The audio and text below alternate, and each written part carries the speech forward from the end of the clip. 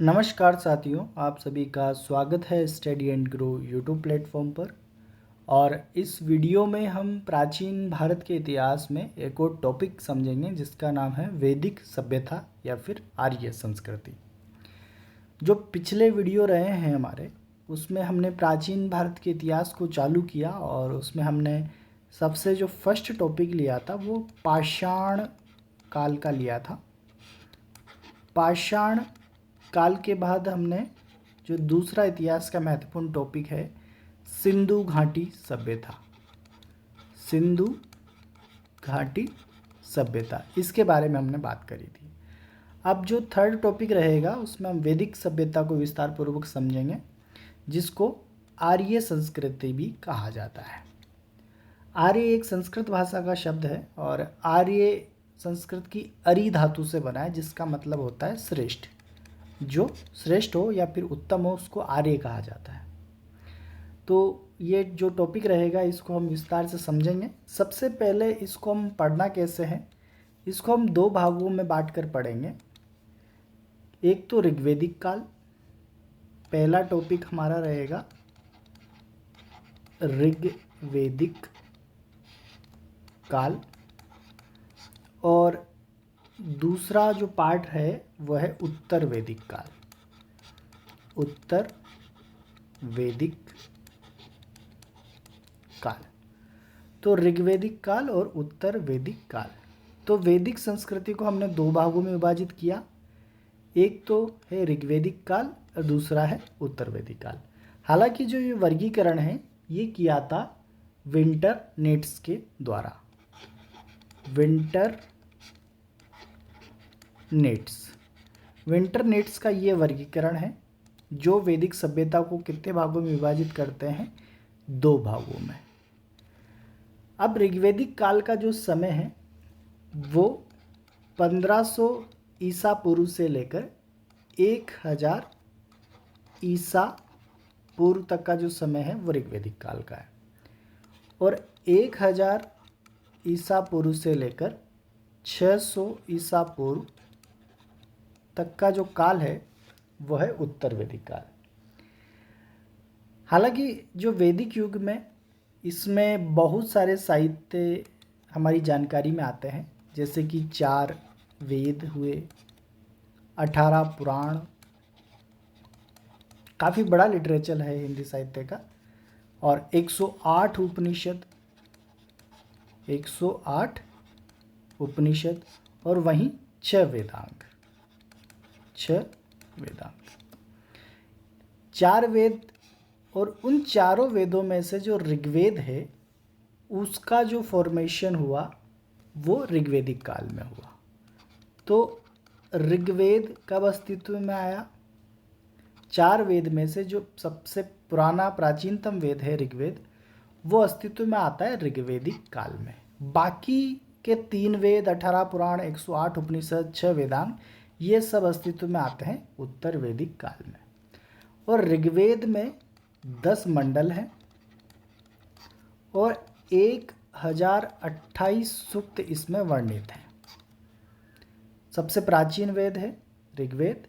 हालांकि 3 वेद जो हैं, सामवेद, अथर्ववेद और यजुर्वेद, वो जब अस्तित्व में आएंगे वो उत्तर वैदिक काल में आएंगे। तो हम बात कर रहे हैं आर्य संस्कृति की। हमने इसको दो भागों में विभाजित किया। अब आर्य जो थे ये एक्चुअली में कौन लोग थे? तो जो आर्य थे ये कौन थे, ये सबसे बड़ा सवाल है।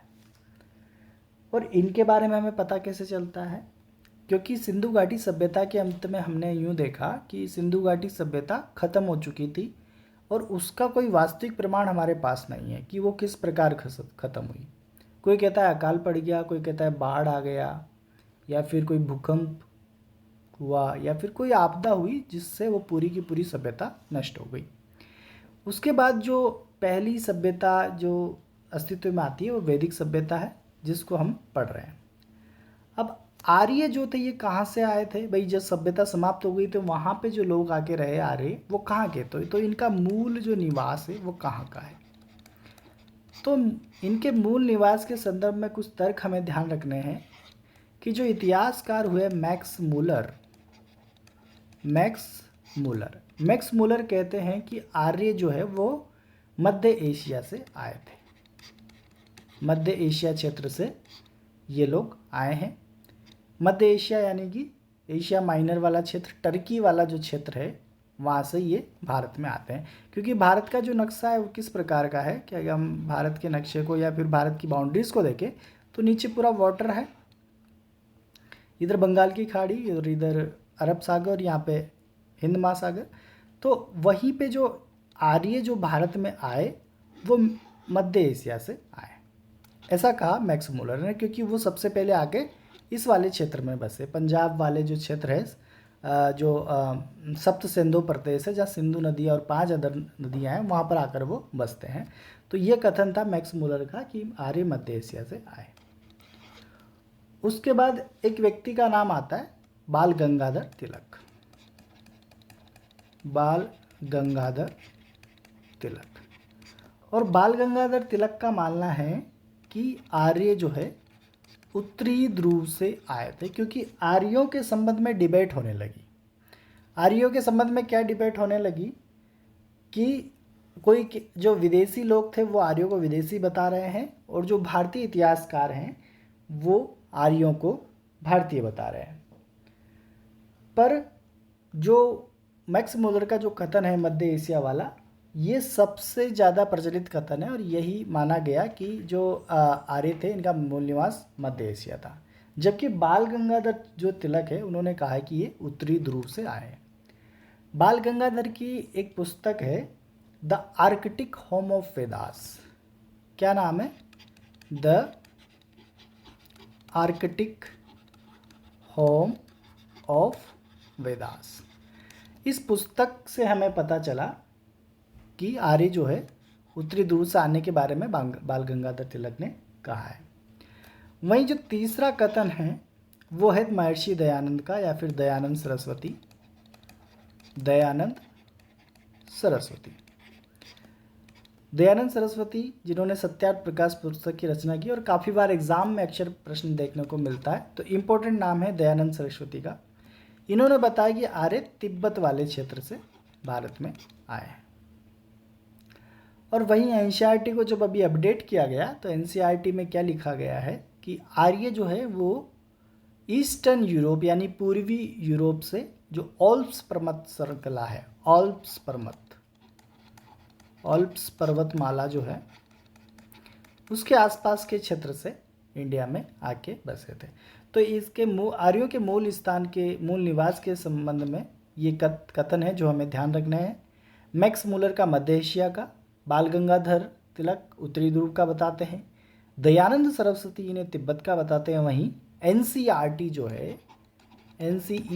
जो है जो अभी लेटेस्ट अपडेट वर्जन है वो ऑल्प्स पर्वत श्रृंखला के आसपास के क्षेत्र से इन्हें बताती है। तो अच्छा, एक और नाम है जिनका नाम है अविनाश चंद्र दास। अविनाश चंद्र दास, ये भी याद रख लो कि अविनाश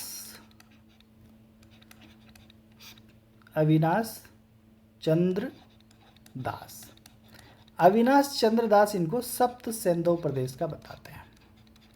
सप्त सेंधव प्रदेश वाले यानी कि यही प्रदेश कि ये यहीं पर थे और यहीं से इनकी उत्पत्ति हुई, यहीं ये रहते थे, तो इन्होंने ऐसा कहा है। तो यहाँ पे हम देख सकते हैं कि जो लोग भारतीय हैं वो इनको भारतीय बता रहे हैं, जबकि जो विदेशी लोग हैं जैसे मैक्स मूलर ये इनको विदेशी बता रहे हैं। तो ये तो इनके बारे में हमें इनके निवास स्थान के बारे में कुछ जानकारियाँ हैं जो हमें ध्यान रखनी है। प्रश्न डायरेक्ट आता है कि किस व्यक्ति ने आर्यों को कहाँ का बताया, तो उस संदर्भ में हमें ध्यान रखना है। अब हमें बात करें तो इनके बारे में जानकारी कहाँ से पता चलती है, क्योंकि इतिहास को जानने के लिए यानी कि इतिहास तो हम प्रेजेंट में देख रहे हैं, प्रेजेंट में हमें अतीत की चीज़ें पता चल रही है, तो कैसे पता चलता है? या तो उस समय की कोई वस्तु हमारे पास हो, या उस समय का कोई साहित्य हो, या कोई हमें ऐसी चीज़ मिली हो जिस पर उस समय का इतिहास वर्णित हो, तो उन चीज़ों से हमें इतिहास के बारे में पता चलता है। जैसा कि हमने पाषाण युग की बात करी थी, तो पाषाण युग में हमने देखा था कि हमें जो मध्य प्रदेश वाले क्षेत्र से भीमबेटका केव से उस समय की चित्रकारी मिली है जो गेरुआ रंग की थी, तो उस समय हमें पता चला। सिंधु घाटी सभ्यता से हमें ऐसे मृतभांड मिले हैं ऐसे कमरे मिले हैं, ऐसी ईंटें मिली है कि उनका जब पता किया तो वो उस समय जो कार्बन डेटिंग विधि से हमें पता किया तो हमें पता चला कि वो किस समय के हैं और किस प्रकार की चीज़ें उस समय यूज़ होती थी। तो उसी तरह जो वैदिक सभ्यता के बारे में हमें पहली जानकारी तो मिलती है वैदिक साहित्य से। वैदिक साहित्य यानी जो चारों वेद हैं, उपनिषद हैं, पुराण हैं, इनसे हमें पता चलता है। दूसरी जो महत्वपूर्ण चीज़ हमें ध्यान रखनी है, एक पारसी धर्म ग्रंथ का नाम हमें ध्यान रखना है। पारसी धर्म ग्रंथ जिंद अवेस्ता। जिंद अवेस्ता, तो इससे भी हमें वैदिक सभ्यता के बारे में जानकारी मिलती है। जैसे अपना भारतीय हिंदुओं का जो धर्म ग्रंथ है जिसे गीता बोलते हैं या फिर वेद बोल दो, गीता बोल दो, वैसे मुस्लिमों का जो कुरान है उसी तरह पारसी धर्म ग्रंथ है जिंद अवेस्ता।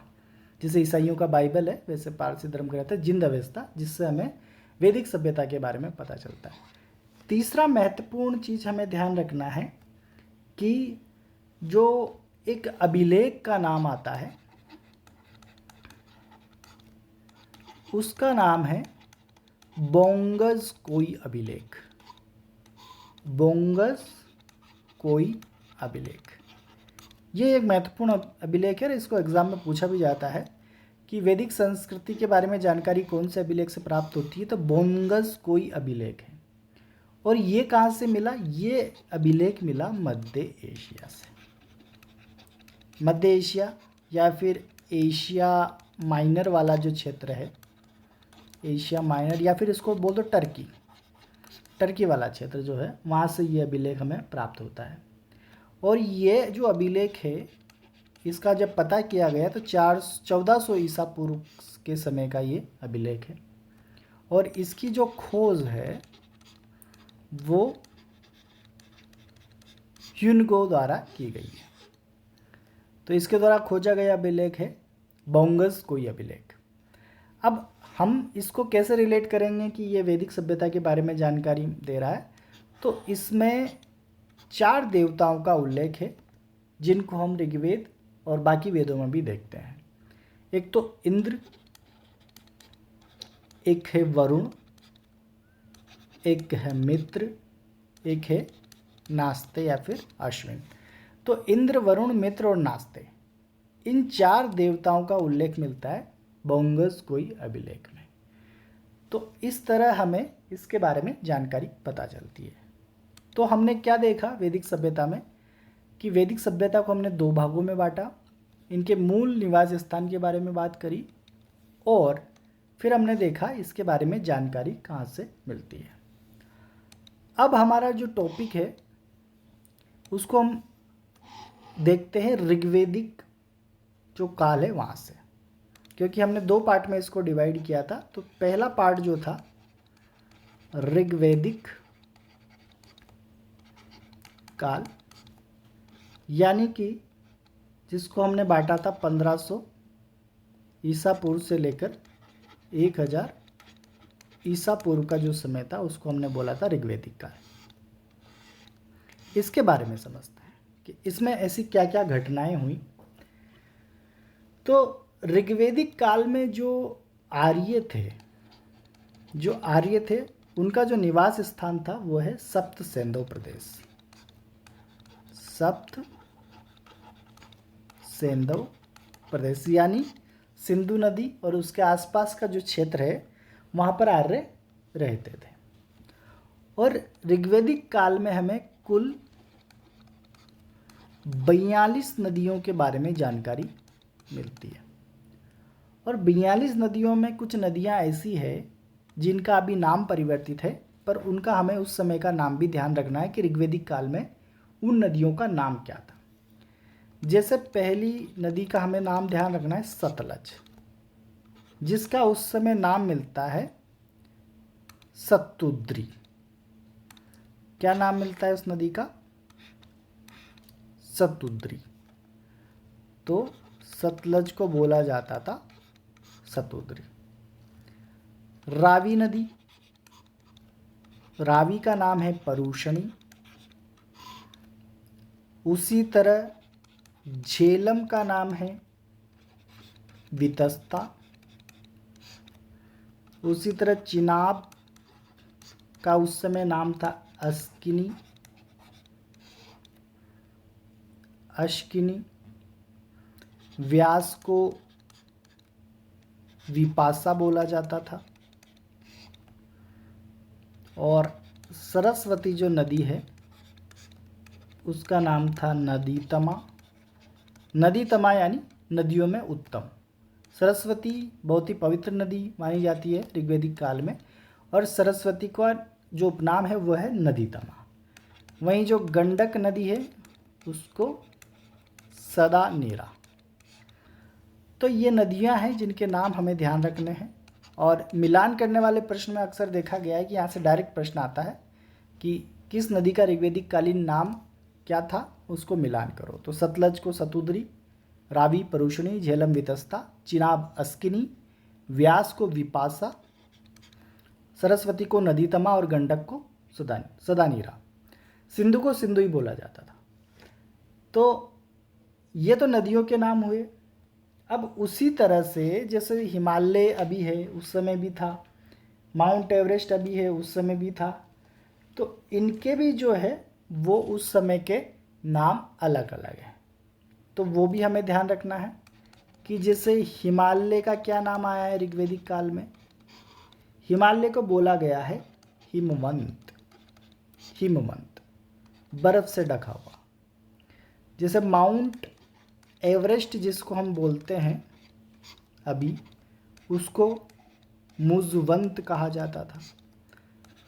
तो इसी तरह हिमालय को हिमवंत और माउंट एवरेस्ट को मुजवंत कहा जाता था।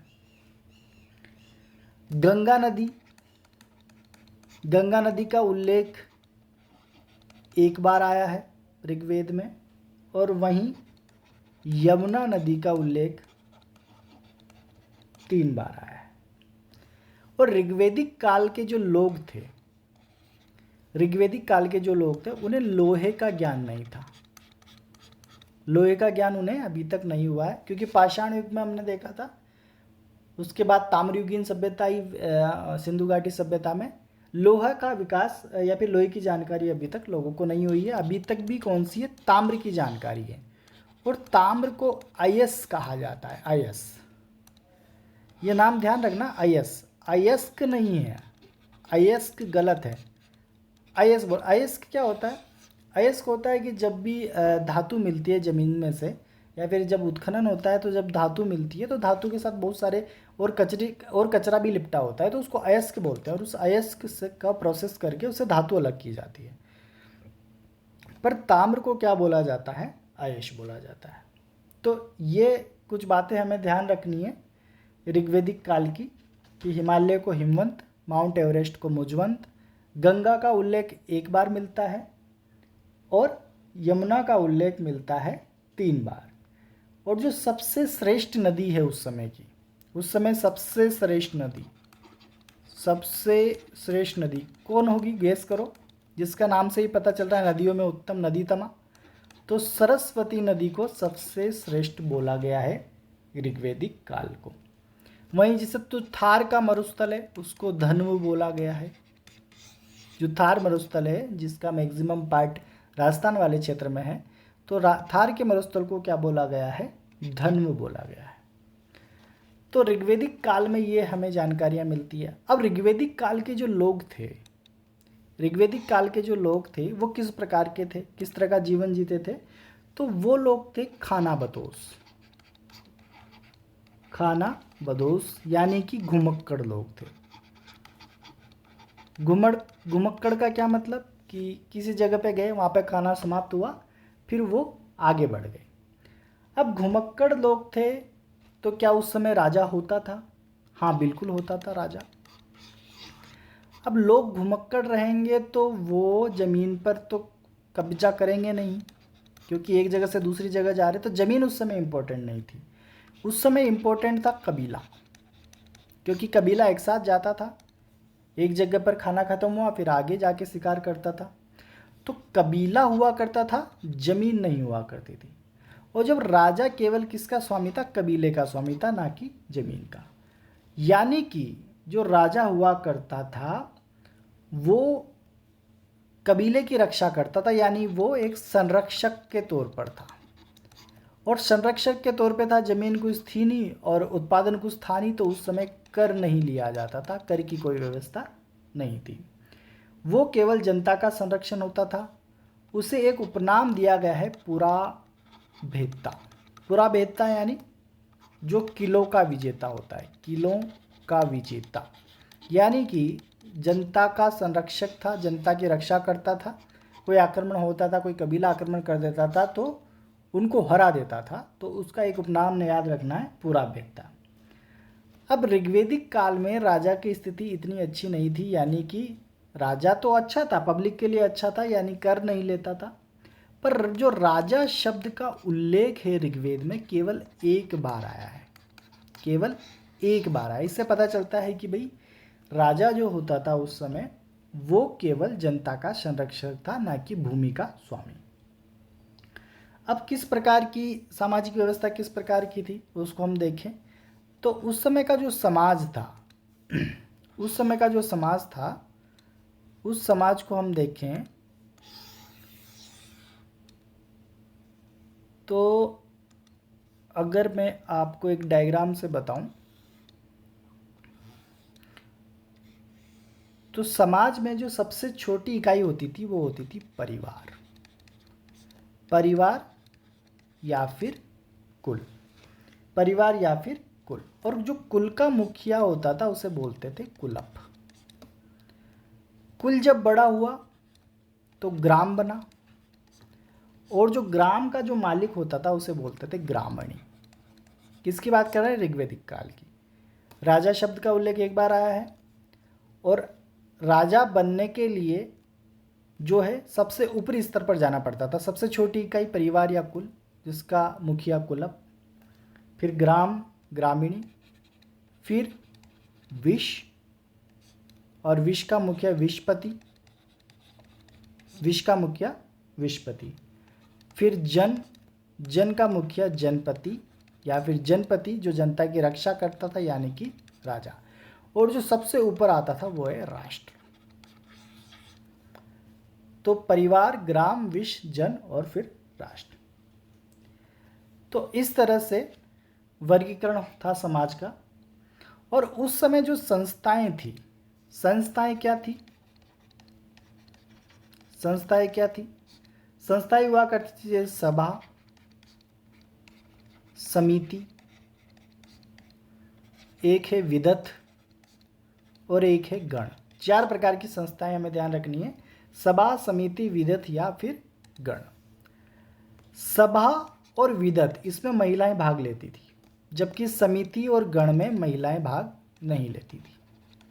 तो महिलाएं जो है वो सभा में भाग लेती थी और विदत में, जबकि समिति और गण में केवल पुरुष व्यक्ति भाग लेते थे।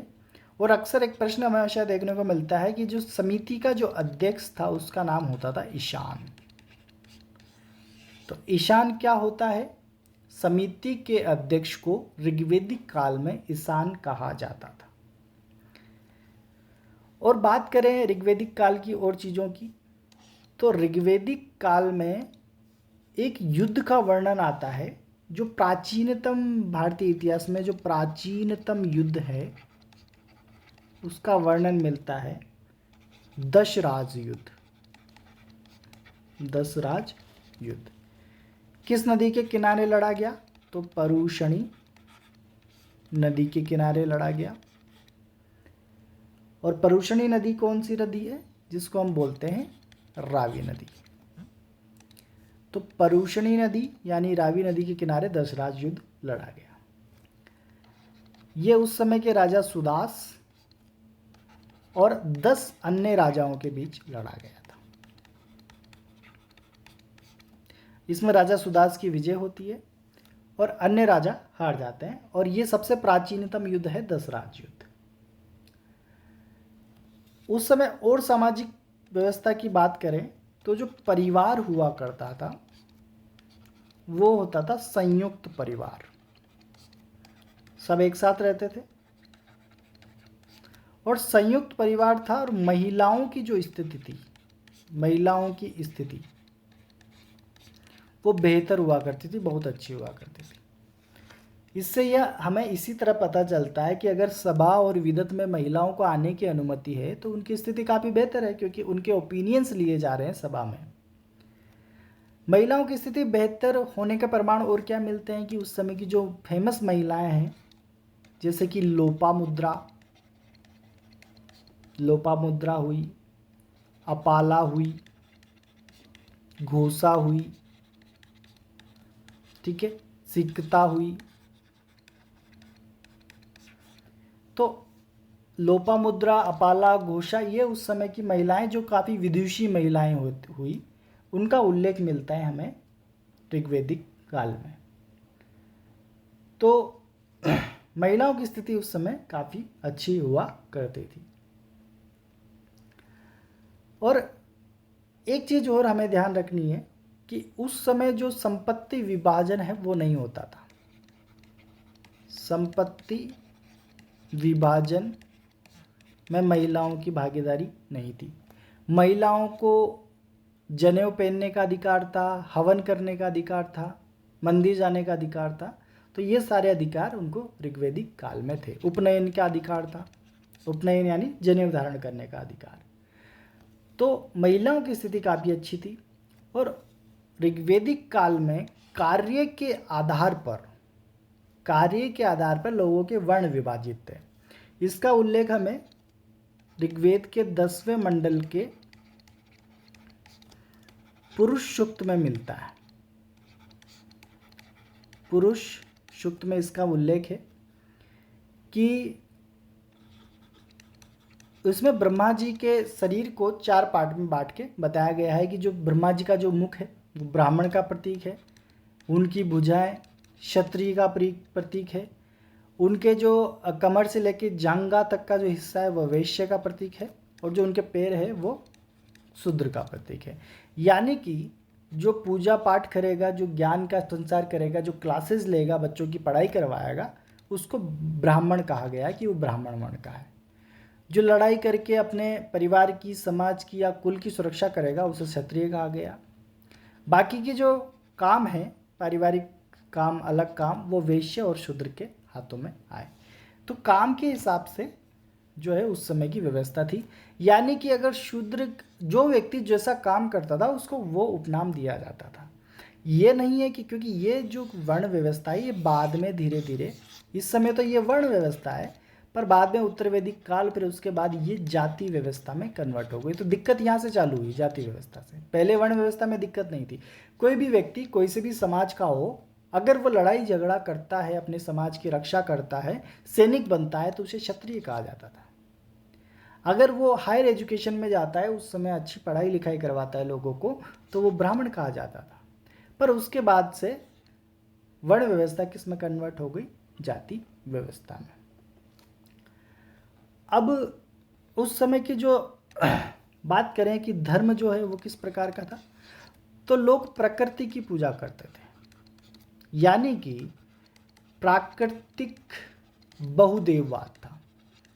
बहुदेववाद, प्राकृतिक बहुदेववाद यानी प्रकृति के जो चीज़ें हैं, जैसे वायु है तो उसको वायुदेव, सन है सूर्य देव, बारिश करने वाले देव इंद्रदेव। तो ऐसे बहुत सारे देववाद थे। तो प्राकृतिक बहुदेववाद उस समय देखने को मिलता है, क्योंकि बहुत सारे ऐसे मंत्र है ऋग्वेद में जिससे हमें पता चलता है कि प्रकृति की पूजा, क्योंकि प्रकृति ही सब चीज़ हमें दे रही है। प्रकृति से हमें ऊर्जा मिल रही है, वनस्पति मिल रही है, खाने को मिल रहा है, रोशनी मिल रही है, ठीक है, ऊर्जा का सोर्स सन है, तो उसको देने वाले को क्या बोलते हैं? देवता। तो प्राकृतिक बहुदेववाद का उस समय चलन था। वहीं एकेश्वरवाद की बात भी पता चलती है कि एकेश्वरवाद मतलब यानी कि एक ईश्वर है, एक ईश्वर है, वो भी हमें पता चलता है। तो प्राकृतिक बहुदेववाद, एकेश्वरवाद, दोनों किस में पता चलते हैं? ऋग्वेदिक काल में। और उस समय बात करें तो कुछ और चीज़ें जैसे पता चलती है कि अभी जिन चीज़ों को हम कुछ और नाम देते हैं, जैसे गाय है, तो गाय का उस समय नाम था अधन्या। तो गाय को बोला जाता था अधन्या। जो भूमि होती थी, कृषि योग्य भूमि जिस पे कृषि की जाती थी, उसे उर्वरा कहा जाता था। जो पशुधन था, पशुधन यानी गाय बैल बकरियां, उसे रई कहा जाता था। व्यापारी को पणी कहा जाता है।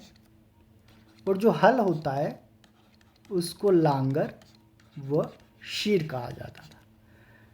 तो ये उस समय ऋग्वेदिक काल से हमें पता चलता है कि किन चीज़ों के क्या नाम थे। तो ये तो बात हुई ऋग्वेदिक काल की, जिसमें हमने बात करी कि नदियों के नाम, उस समय का समाज, संस्थाएं कौन कौन सी थी, महिलाओं की स्थिति कैसी थी, और ईश्वर के बारे में वो लोग क्या सोचते थे। अगली बात करते हैं अपन उत्तर वैदिक काल की। जो दूसरा विभाजन है उत्तर वैदिक काल, यानी कि ऋग्वेद के बाद जितने भी वेद, पुराण, उपनिषद, वेदांग हुए वो किस में आते? ऋग्वेदिक काल में। यानी कि 1000 ईसा पूर्व से 600 ईसा पूर्व का जो समय है। अब पहले जो लोग थे ऋग्वेदिक काल के वो सब सिंधु प्रदेश में, उसके बाद ये लोग आगे बढ़े और हिमालय से लेकर विंध्याचल तक इनका विस्तार हो गया। और इसी जो क्षेत्र है इसी को हम बोलते हैं आर्यावर्त। आर्यावर्त में पूरा भारत यानी कि साउथ इंडिया शामिल नहीं है। आर्यावर्त में कौन सा भाग शामिल है? हिमालय से लेकर विंध्याचल वाला भाग। तो गंगा यमुना दोआब क्षेत्र तक ये लोग आ गए थे। तो इनके निवास की बात हम करें तो निवास कहाँ तक आ चुका है? गंगा यमुना जो दोआब क्षेत्र है, दो नदियों के बीच में की जो भूमि होती है उसे दोआब बोला जाता है। तो गंगा यमुना दोआब क्षेत्र, या फिर हम बोल सकते हैं हिमालय से विंध्याचल। ठीक है। और ये उल्लेख हमें पता चलता है सतपथ ब्राह्मण नाम का एक ग्रंथ है, सतपथ ब्राह्मण। सतपथ ब्राह्मण में क्या है लिखा हुआ है कि एक राजा हुए, राजा माधव, और राजा माधव ने एक हवन करवाया और उस हवन की खुशबू जहाँ जहाँ गई उस क्षेत्र को आर्यावर्त कहा गया। तो वो क्षेत्र, वो जगह कौन सी है? हिमालय से लेकर विंध्याचल का जो क्षेत्र था वहाँ पर हवन की खुशबू फैली और उसको आर्यावर्त कहा गया, क्योंकि यहाँ पर आर्यों का निवास स्थान था। और उत्तर वैदिक काल की महत्वपूर्ण घटना क्या है कि लौह धातु का आविष्कार हो चुका था। और लोहे का जब आविष्कार हो गया और साथ में कृषि होने लगी, तो अब जो व्यक्ति था वो एक स्थान पर रहने लगा, एक स्थान पर स्थायी रूप से रहने लगा। पहले वो क्या था? घुमक्कड़ था। अब वो घुमक्कड़ ना होके क्या है? एक स्थान पर रहने लगा। जब एक स्थान पर कोई व्यक्ति रहेगा तो वो ज़मीन का स्वामी होगा, और जब ज़मीन का स्वामी होगा तो जब ज़मीनें होगी तो ज़मीन पर अधिकार होगा राजा का, और राजा स्टार्ट करने लगेगा कर लेना। तो पहले जब ऋग्वेदिक काल में हमने बात करी तो हमें पता था कि उस समय राजा किसका स्वामी था? लोगों का स्वामी था, कबीले का स्वामी था। अब वो ज़मीन का स्वामी हुआ तो उसने क्या है? कर लेना चालू किया, क्योंकि ज़मीन से क्या हो रहा है? उत्पादन हो रहा है, क्योंकि कृषि कर रहे हैं, क्योंकि धातु का आविष्कार हो चुका है। और लोहे धातु के बारे में हमें पता कहाँ से चलता है? तो कुछ सभ्यताओं से हमें जानकारी मिलती है, जैसे सुनारी सभ्यता, बेराट सभ्यता, जोधपुरा सभ्यता, वहीं अतरंज खेड़ा जो यूपी में है। बाकी ये तीनों सभ्यताएं राजस्थान में है। सुनारी झुंझुनू में है राजस्थान के, बेराट कोटपुतली बहरोड वाले जो क्षेत्र है वहाँ है, जोधपुरा जयपुर में है। तो इन सभ्यताओं से हमें पता चला कि लोहे की खोज कब हुई थी? उत्तर वैदिक काल में हुई थी। अब निवास स्थान हो गया तो कृषि और लोहा मिला। अब जब पहले 4 संस्थाएं हुआ करती थी, सभा, समिति, विदत और गण, अब केवल 2 संस्थाएं बची, सभा और समिति। और इन दोनों संस्थाओं पर भी किसका कंट्रोल हो गया? राजा का, यानी राजा की ही इनका अध्यक्ष हुआ करता था। विदत और गण 2 संस्थाएं समाप्त हो चुके थे। तो ये हुआ उत्तर वैदिक काल में। और उत्तर वैदिक काल में एक महत्वपूर्ण चीज और अस्तित्व में आई, जिसे हम बोलते हैं आश्रम व्यवस्था। आश्रम व्यवस्था, आश्रम व्यवस्था में जीवन को 100 वर्ष में बांटा गया है। और जीवन को 100 वर्ष में बांटा गया, जीवन को जब 100 वर्ष में बांटा गया तो जो पहला आश्रम बोला उसको ब्रह्मचर्य आश्रम बोला गया, यानी कि जन्म से लेकर 25 वर्ष तक की आयु के व्यक्ति को ब्रह्मचर्य आश्रम। फिर उसके बाद में गृहस्थ आश्रम, यानी 25 से 50 वर्ष तक गृहस्थ आश्रम। उसके बाद वानप्रस्थ आश्रम, यानी कि 50 से 75 वर्ष की आयु। उसके बाद संन्यास आश्रम, यानी कि 75 से 100 वर्ष की आयु। तो आश्रम व्यवस्था कब की है? उत्तर वैदिक काल की। 4 पुरुषार्थ की बात की गई। कौन कौन से 4 पुरुषार्थ?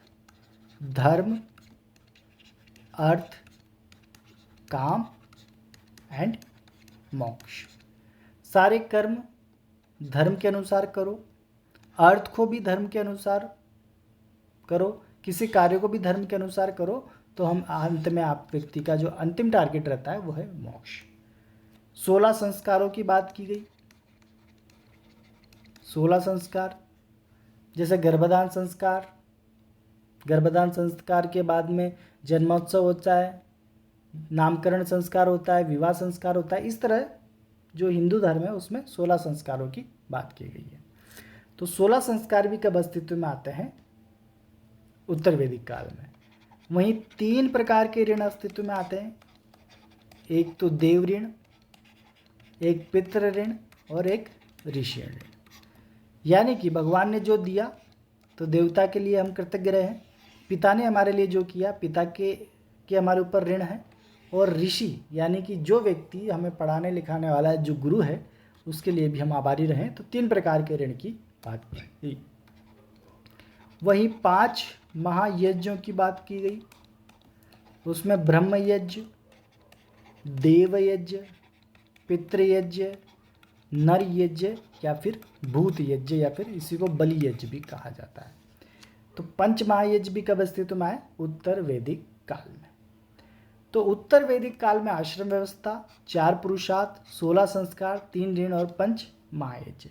ऋग्वेदिक काल में हमने क्या देखा था? ऋग्वेदिक काल में हमने देखी थी वर्ण व्यवस्था। बाकी की जो सब चीज़ें हैं वो किस में आती है? उत्तर वैदिक काल में। उत्तर वैदिक काल में 4 पुरुषार्थ, 16 संस्कार, 3 ऋण और 5 महायज्ञ इसमें आएंगे इस उत्तर वैदिक काल में। आगे और बात करें तो जैसा कि हमने बात करी थी कि शतपथ ब्राह्मण नाम का एक ग्रंथ है, और शतपथ ब्राह्मण ग्रंथ में कृषि की 4 पद्धतियों के बारे में उल्लेख मिलता है। एक तो भूमि की जुताई करना, फिर बुआई करना, फिर फसल की कटाई करना, फिर उसकी मड़ाई करना। तो कृषि की जो 4 क्रियाएं हैं इनका उल्लेख मिलता है शतपथ ब्राह्मण ग्रंथ में। वहीं षड दर्शन, 6 दर्शनों के बारे में हमें जानकारी भी उत्तर वैदिक काल में मिलती है, जैसे न्याय दर्शन, योग दर्शन, उत्तर मीमांसा, पूर्व मीमांसा, वैशेषिक दर्शन और सांख्य दर्शन। इनके प्रवर्तक कौन कौन है या फिर प्रणेता कौन कौन है उनके बारे में हम देखेंगे। तो इनके प्रणेता का नाम भी अक्सर एग्जाम में पूछा जाता है। तो 6 प्रकार के जो दर्शन हैं, न्याय, योग, उत्तर मीमांसा, पूर्व मीमांसा, वैशेषिक और सांख्य। उत्तर मीमांसा का नाम ही वेदांत दर्शन है, कभी वेदांत लिखा रहता है, कभी उत्तर मीमांसा। तो न्याय दर्शन के जो प्रणेता है उनका नाम है महर्षि गौतम। तो गौतम का कौन सा दर्शन हो गया? न्याय। योग पतंजलि, याद कैसे रखेंगे? पतंजलि ट्रस्ट जो बाबा रामदेव का चलता है वो क्या करवाता है? योग करवाता है, तो पतंजलि से योग। उत्तर मीमांसा या वेदांत बादरायण का है। जैमिनी का पूर्व मीमांसा, वैशेषिक कणाद का है या फिर इन्हीं को उलूक बोला जाता है, उलूक। और सांख्य जो है वो कपिल मुनि का है, कपिल मुनि का। तो गौतम जी ने क्या किया, न्याय। पतंजलि ने योग करवाया। बादरायण का वेदांत है। जैमिनी का जब पूर्व दिशा से सूर्य उगता है तो सुबह जेम जैसा फील होता है, तो जैमिनी। वैशेषिक किसी विशेष चीज़ के बारे में, किसी वस्तु के विशेष गुण के बारे में पता चलता है, किसने बताया था, कणाद ने। क्योंकि भारतीय साइंस में भी एक टॉपिक आता है अणु परमाणु का, तो अणु की खोज, सबसे छोटे पार्टिकल की खोज भारत में कणाद के द्वारा की गई थी। तो वैशेषिक कणाद का है। कपिल मुनि के द्वारा सांख्य दर्शन का उदय हुआ। तो ये षड दर्शन है। शतपथ ब्राह्मण से 4 क्रियाओं को पता चलता है। वहीं जो सामवेद है, सामवेद को जो है संगीत का जनक बोला जाता है। संगीत की जो उत्पत्ति है वो सामवेद से मानी जाती है। जो अथर्ववेद है, चारों वेदों में, तो अथर्ववेद से जो है चिकित्सा वगैरह, जादू टोना, इसके बारे में पता चलता है अथर्ववेद से। तो संगीत के बारे में प्रश्न आता है तो सामवेद। और यजुर्वेद से हमें बहुत सारी फसलों के नाम पता चले हैं, तो ये भी हमें ध्यान रखना है। यजुर्वेद।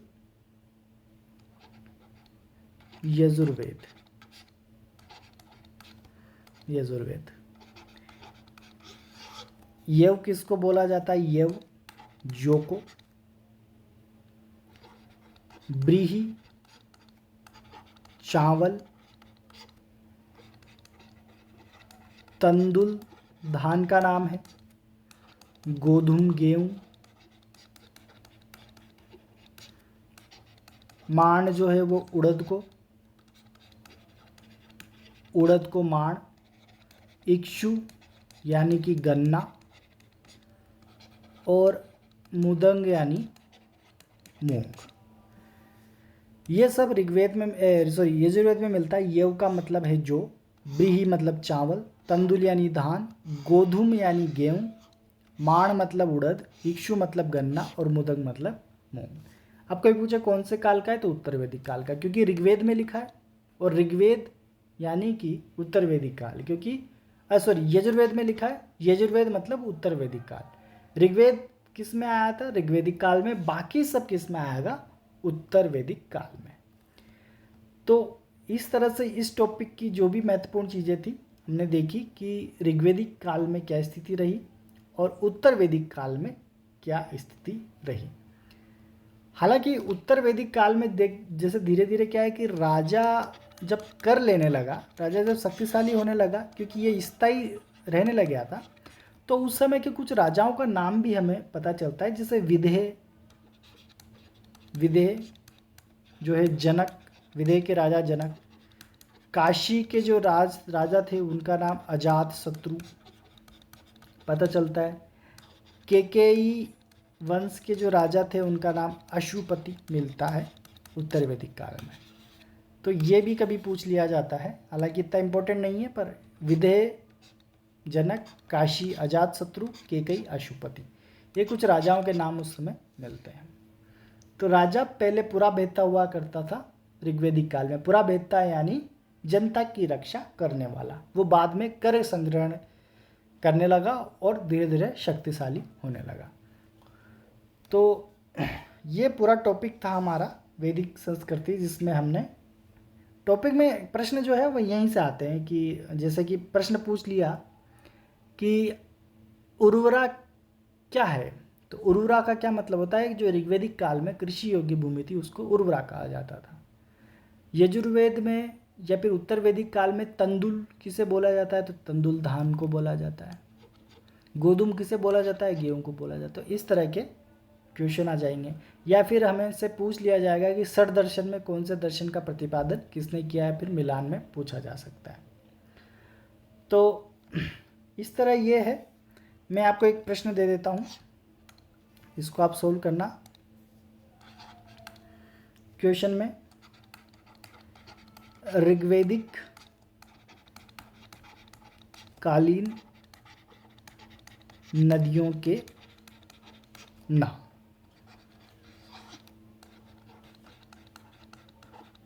इसमें से सही कथन चूज करना है। सही कथन, सतलज यानी सतुद्री,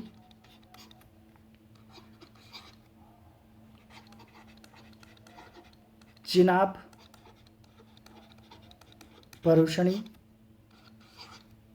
सी सरस्वती, नदीतमा, डी झेलम, वितस्ता। ऑप्शन ये है ए बी सी सही, ऑप्शन बी है बी और सी सही, ऑप्शन सी है ए सी और डी सही, ऑप्शन डी है सी एंड बी एंड सी सही। तो इसमें से सही आंसर का चुनाव आपको करना है, और जो लेक्चर हुआ उसके आप नोट्स बना के रख सकते हैं। तो थैंक यू साथियों, वीडियो पसंद आती है तो लाइक करें और चैनल को सब्सक्राइब जरूर करें। धन्यवाद।